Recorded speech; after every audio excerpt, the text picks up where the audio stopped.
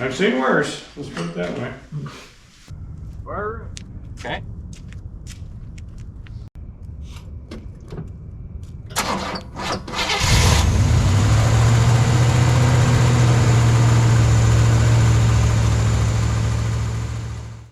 Well, hello folks, welcome to another episode of the Hold Fast Garage. So when we left you last, we had removed one of the bearings for the crankshaft main journal, and one of the caps on the connecting rod. And we found some damage. So we took some pictures and we went and talked to a machine shop that my friend Dalton, who has been in a previous episode, some of you will remember him, he recommended a machine shop that some of his car buddies have gone to. And so we went, had a chat with them, showed them the pictures, and basically the broad strokes of the conversation was break it down as far as you can, as far as you're comfortable with. This is him talking to us. Bring whatever you have literally in a bucket if that's what you have. So that's actually what we're going to do. And he's going to have a look at it. So we want to get it dropped off tomorrow. And we're just going to tear it all the way down. Indeed. Should be a good time. Oh yeah. All right, you're going to keep working on cylinders, huh? Yep. I'll work on those. Aside from that.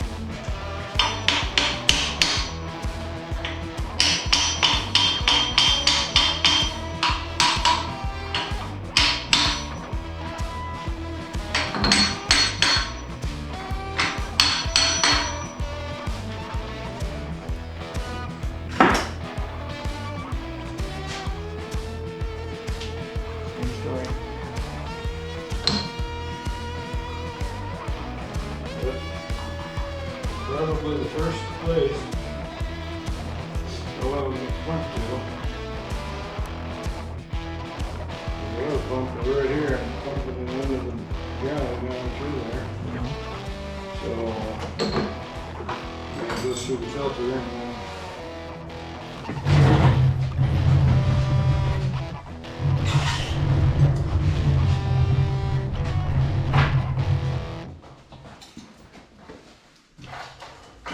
Better.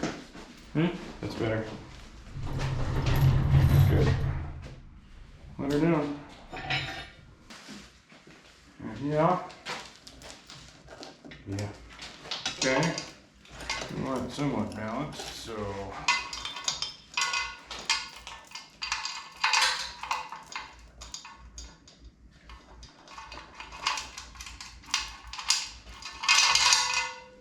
Let's go this way.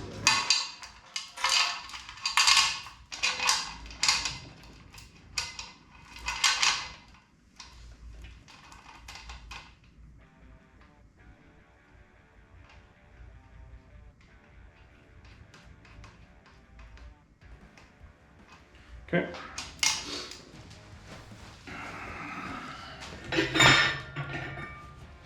Very gently. See what this looks like.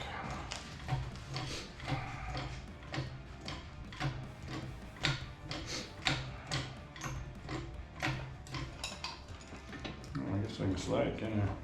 Okay, let's see what it looks like.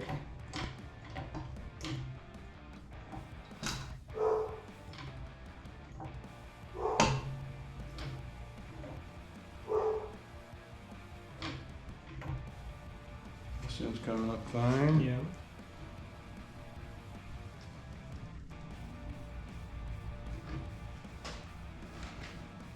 That's good. No, that one's coming up. Okay. Pick her up gently.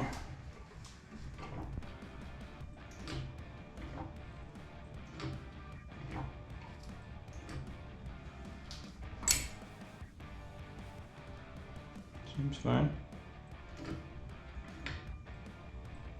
Oops. Binding somewhere. Oh, there I got it. Okay. One more.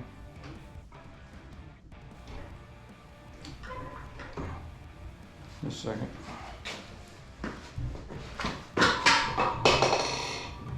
Okay, now take her up.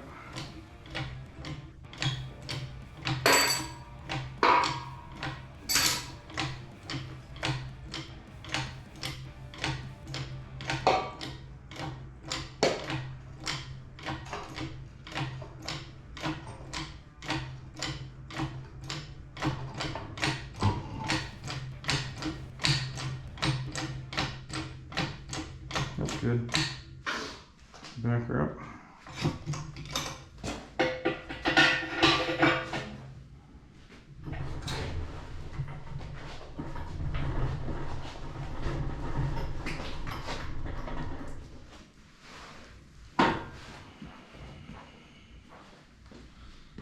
That'll fly right there. Okay.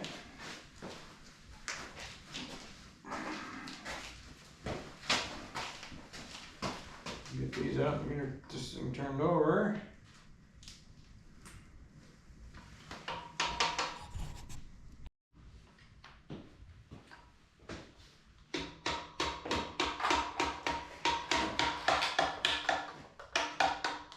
Yeah.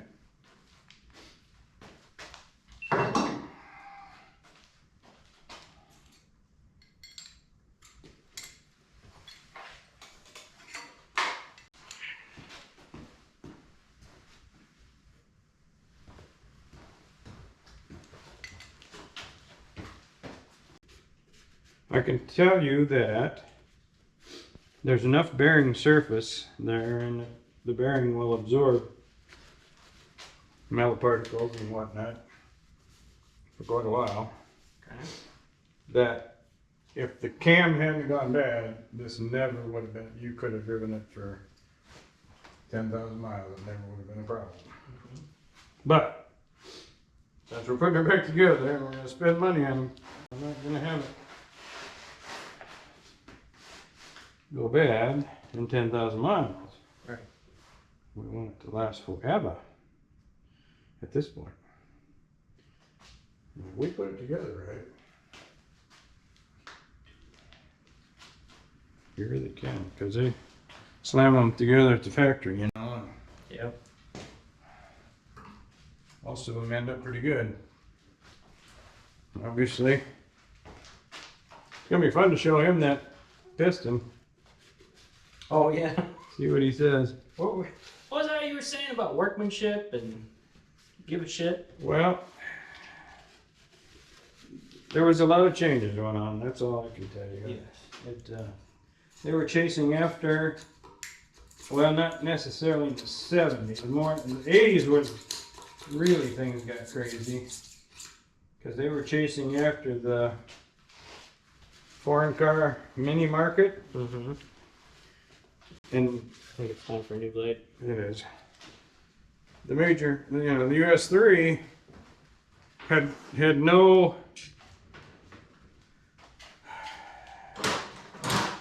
knowledge, experience, or aptitude to try and get that market.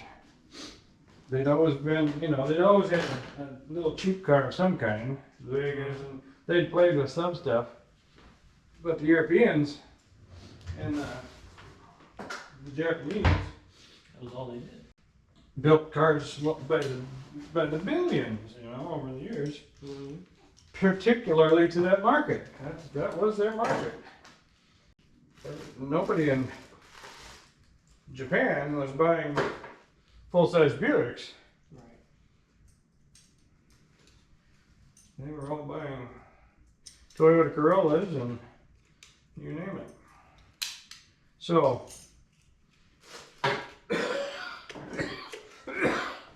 energy crisis comes along and trade practices affect things, and then all of a sudden, oh my gosh, we got to start building cheap cars.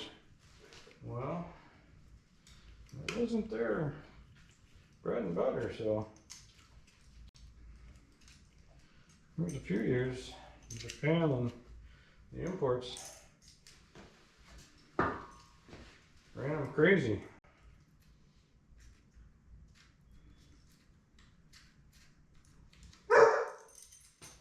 Actually, it was the fuel embargo and well, they made it. Yeah, there was fuel issues in the late 70s, mid to late 70s, when everything went crazy on them.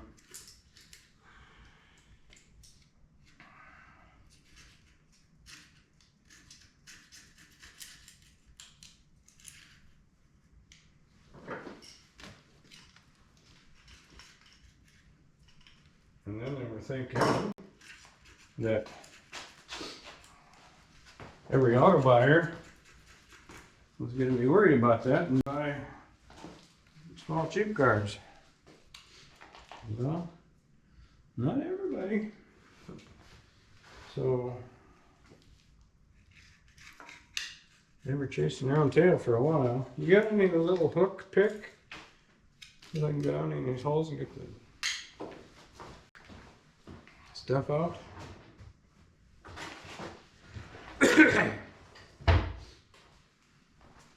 Oh yeah. Got a regular dentist office there. Mhm. So like I say, they never thought, well, they were worried that the auto market would never come back to the full-size cars and mid-size cars. And, well, guess what? Americans don't like little cars.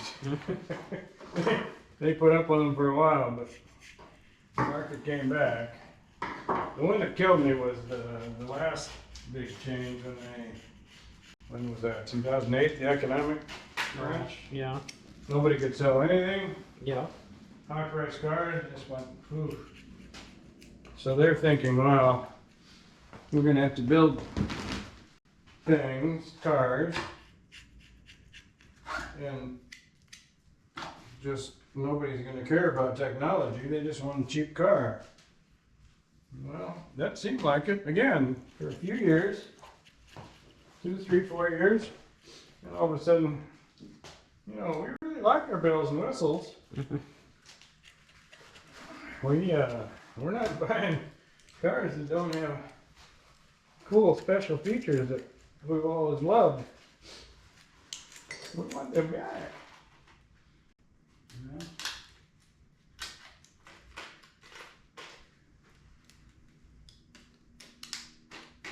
And guess who was the first to have those? The Japanese, because they had the cars already ready and they just added the features to them and started selling. And then the big three are going, What do we do? what do we do? What do we do? We don't put navigational controls in a tiny little compact car.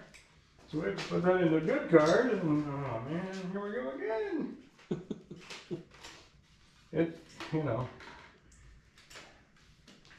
I'm not saying I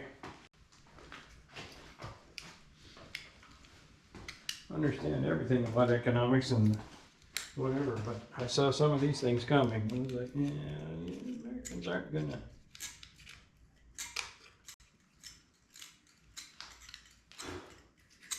put themselves out too much. Well,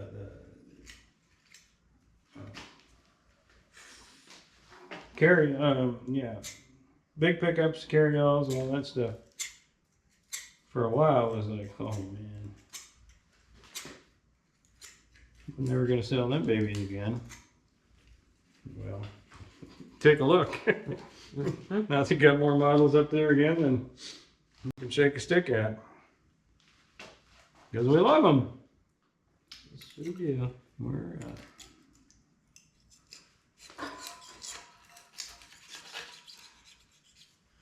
no matter what we think, we've got more money than most other countries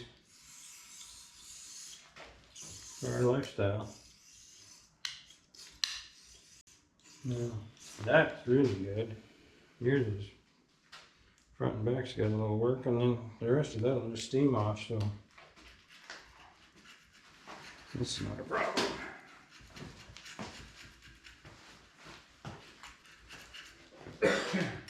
And again, it's easy to say those things and have them come true, but if you had money riding on it, it's not that easy.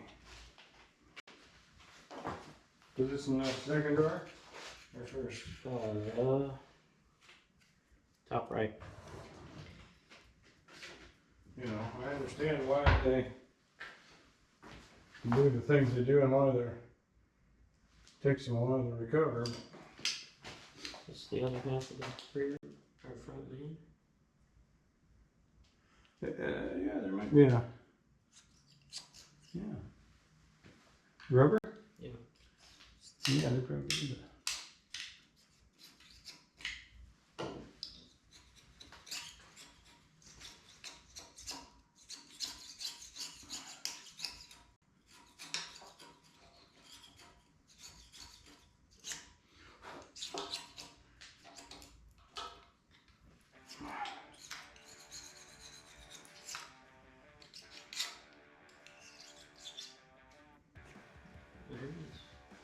Okay, yeah.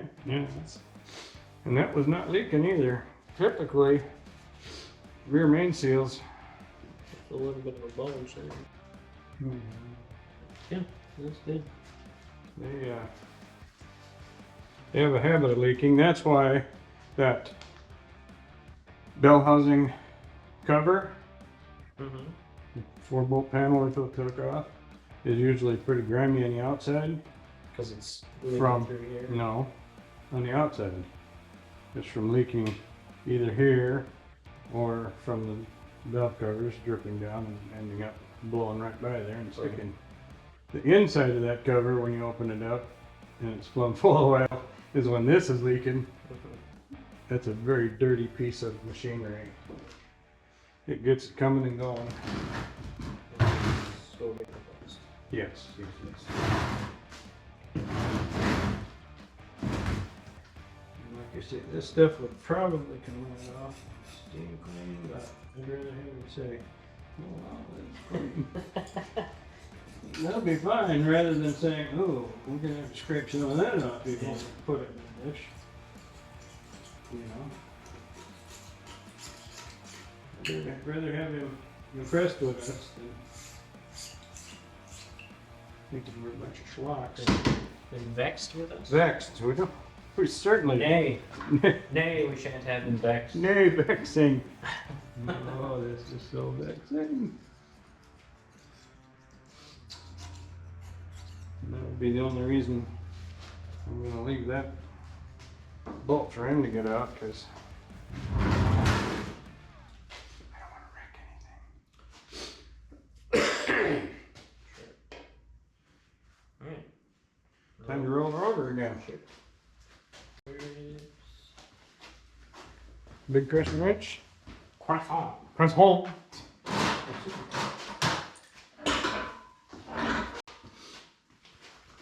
And big bircher.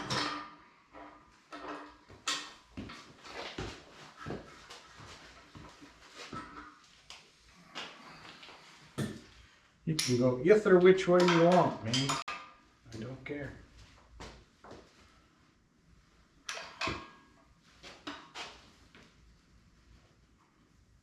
I think I can hold it. You want to take a new bite? No? For now. Let's Okay. start with a pigment. Okay. Now we're getting the bite.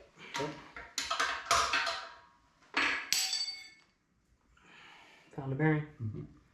Okay. We'll do it right there.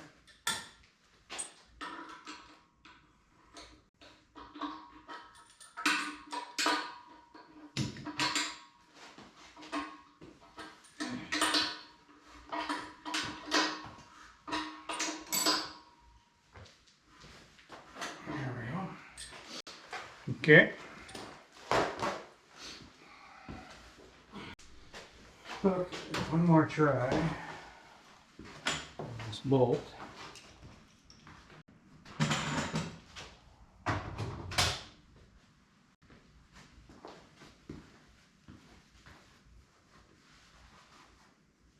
Nope. Not gonna come. So.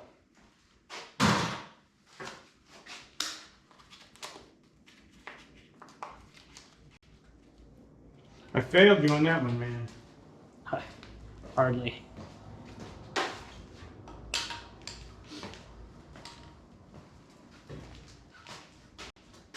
What they'll probably do is set a nut right over the top of it, weld through the hole,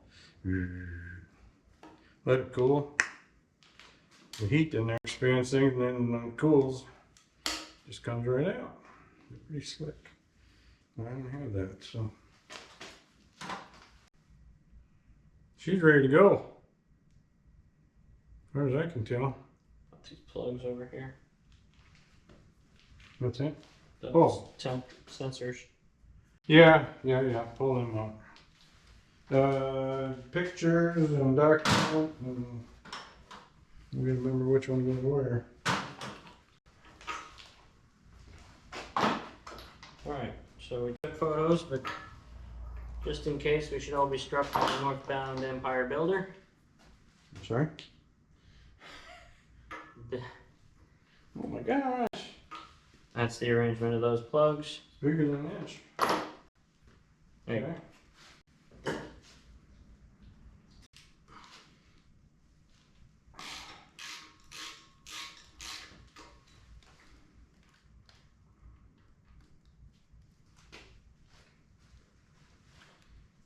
It's an oil temperature sensor, I believe. Oh, no, that might be the pressure sensor. No, that's pressure sensor. There's the temperature. Okay. How in the world?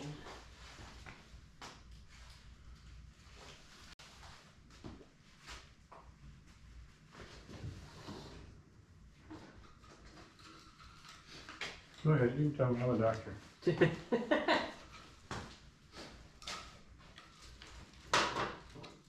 Mom still disagrees with that. Well.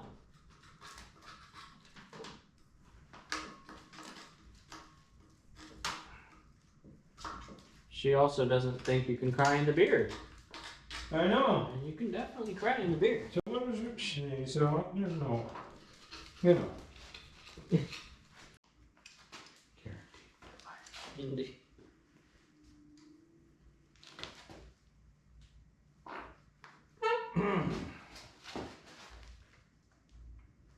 Ooh, really?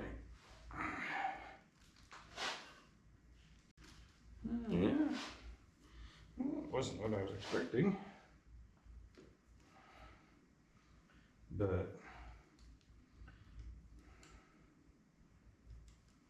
I'll throw that in as well. sure. Perfectly fine. I was thinking he was going to come out of that joint, but Oh. okay. That'll clean up and be just fine. Okay. I'm going to catch these and put them one at a time in the bucket. I don't think we'll worry about taking the rings off just yet. So we're knocking them up from Yes. underneath. Okay. Yeah, it's the only way they come out. Ooh, watch your head. Yeah.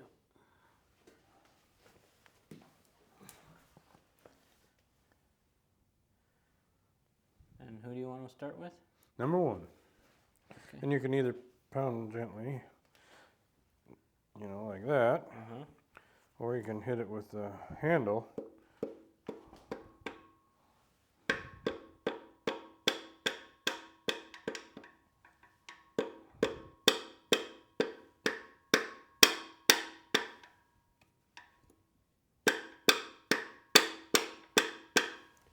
I try not to turn them so much. If you, I don't know that it makes. I'm not. I don't know that it makes any difference, but that's fine. Yeah, there you go.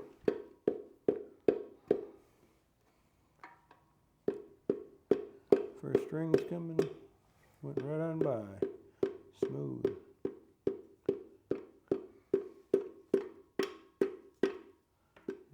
Hitting something? No. It's just. There it went. Okay.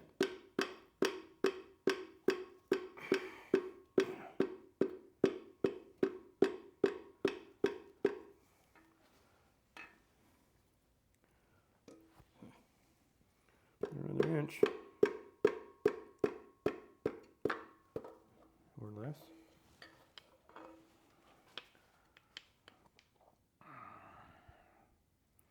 Oh, that's a big piston. I know, they're huge. Okay. Reasonably even wear on both sides. Doesn't look like it's a problem, I don't think. Okay.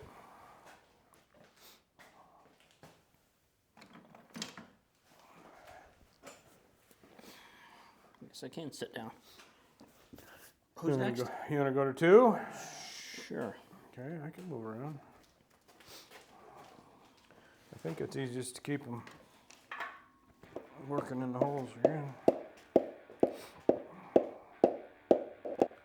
Yeah. Good. Good. Hold it.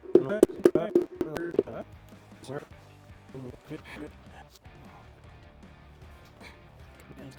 Grab on. Oh, Hit him faster. More. Hey.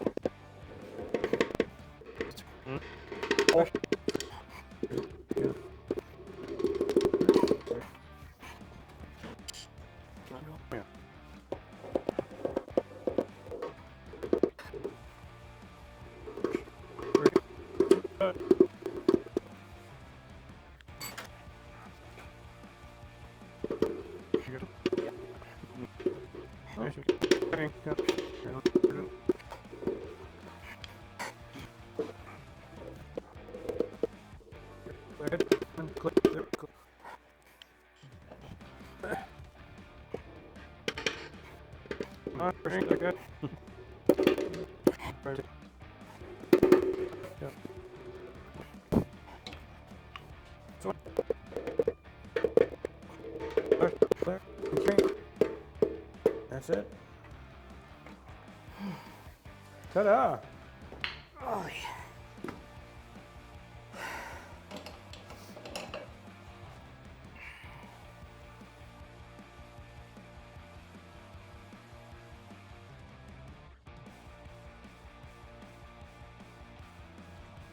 To make sure that we can remember who's who in the zoo, we're taking this short little video. So this open sensor hole is the indicates that this is the driver's side head. And on this side, that same spot has a plug in it. That's how we know this is the passenger side. Also, there's this little bracket, but that may come off. So. Yeah, that's coming off. This is coming off, but that goes there, and this is there is none. I don't remember what goes. Oh, that's not a sensor hole. No, that's a different. But this is. They are different. So, passenger has this sensor, and this one plugged. Driver has this sensor open. Okay? Remember that. There will be a test later.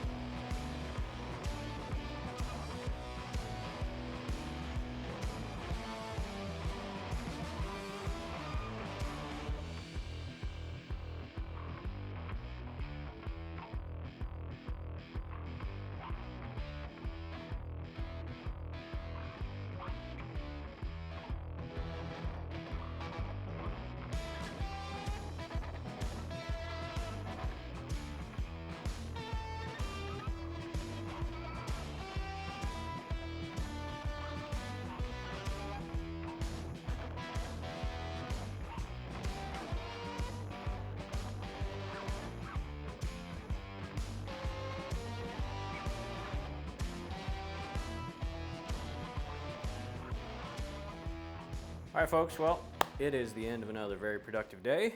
We got pretty much everything except the cam, which we're a little nervous about pulling out just because, you know. Tools. And there are 3 lifters that we think are damaged on the bottom side that just don't want to come out. So it'll be much easier once the cam is out to just drop those out through the bottom. So this is just a piece of metal now. That is a big black left. Indeed. That's the the crankshaft. Thank you. Got that pulled out, and then got all the springs, valves, and lifters removed from both cylinder heads. Tomorrow, we're going to load all of this up and a bucket of pistons. Take it all to the machine shop and say, here, fix it. But it's been a good, productive day. My back hurts. Mine's pretty good. Okay, well. But yeah, we'll see you in the morning loading this all up on the truck.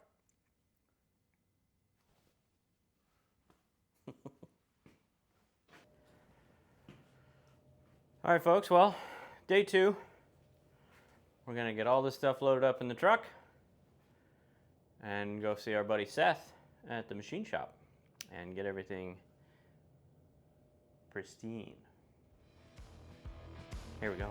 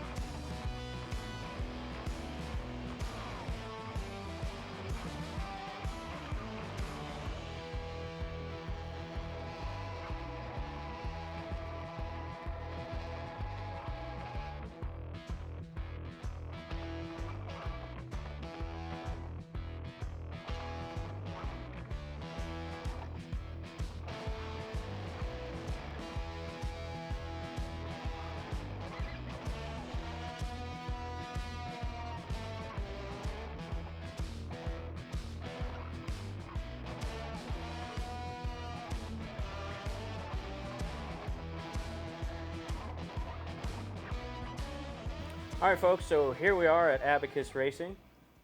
Seth here has taken a break from melding metal to his wheel to give a little explanation of what we're going to do here. We dropped this stuff off a few days ago, and he's had a chance to look some things over. So start with, what are we doing with my heads? All right, so the cylinder heads, we're going to start by cleaning them. I'm going to hot tank them. Then they're going to go from there into the MagnaFlux machine. We're going to check them for cracks. I don't anticipate you having any cracks, but at this point it would be foolish not to test them. Right. Again, only because we're this far into them. Right. So once they pass the MagnaFlux, which I anticipate they do, I'll set up, I have a valve guide gauge. I'll set up and measure your valve guide clearance to see where we're at, whether or not we need to replace or repair your guides. From that, then we'll discuss whether or not, if you're going to go with oversized valves, stainless valves, if you want a competition valve job, do you want a basic, just give me exactly what I got in 1975, and we can discuss all that, pricing, etc. Assuming they pass that, we end up milling them and surfacing them. You'll hopefully at that point have nailed down the cam that you want with the spring package. Then you'll bring me those, and I'll be able to set spring pressures for you. As far as the crankshaft, it'll, again, same thing. It's going to get hot tank. It'll go from the hot tank to the MagnaFlux. Assuming it passes that, again, I don't anticipating it not. Assuming it passes that, because of the scoring from the cam that went bad, we're going to have to grind that first under, so it'll go 10-10. And then rechamfer the oil holes, clean it, it'll be bag tagged, ready for you to go. Block, after measuring it, it's going to take a 30 overbore. Okay. So we're going to have to, I know you want to dig in deep and bind the other pistons. Now, I would, again, like I said before when you dropped it off, because we do need to go piston shopping, I'm going to advise you, if you get valves for this, for the heads, I can CC a chamber to let you know whether your heads, because they're open chamber, whether they're going to be 119 cc, 121. They can vary. You know, there's a range from the GM products that they could be. Okay. So assuming that we go, hey man, these are 119, I tell you, hey, they're 119s, and you start playing with, hey, these pistons with a 119 at a zero deck, oh, that's going to get me 9.5 to 1. I'm going to target you to say, hey, look, because of what you're doing with this application, I would do 9.5 to 1. That would be my go-to For compression. for compression. Block's going to get squared. Obviously, let's back that up. After this is hot tank, we're going to check the line hone to make sure it's good. Beyond that, then it'll go up in the CNC machine.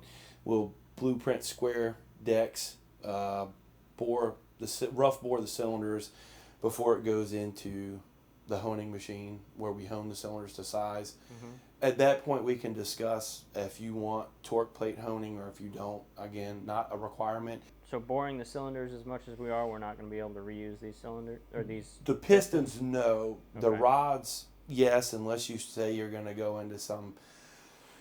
Okay. So just the heads would need to be replaced, not the. Just not yeah. rods So and caps. yes, sir. Just so Okay. so basically, we're going to set these up and we'll press this pin out. Okay.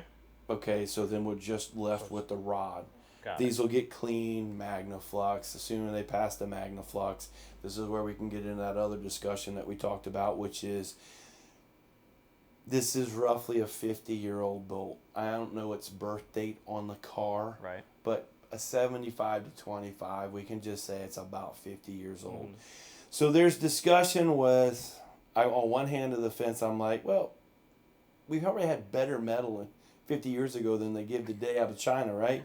Right. But if you were to buy like an ARP bolt, we need to talk about that because the cost of the bolt plus the labor for me to prep these rods, press them in and size them, there are aftermarket rods that are cheaper than all of that labor put together. Right.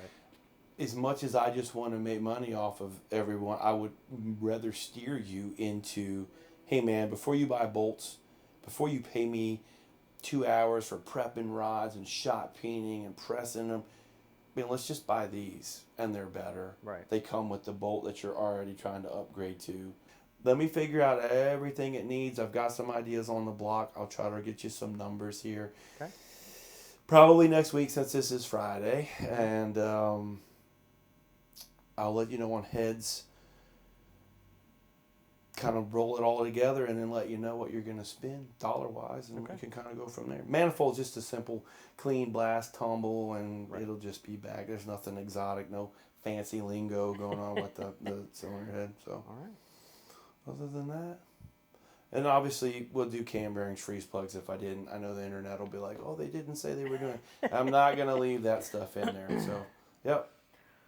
But All right. Well, sounds good. and I will, like I said, I will make sure. I will make sure you have.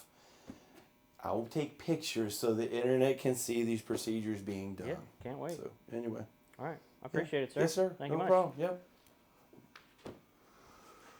And that's the end of this episode. If you like what you're seeing, please tell your enemies, tell your friends, like and comment and all that stuff down in the, down below. And we'll see you in the next episode.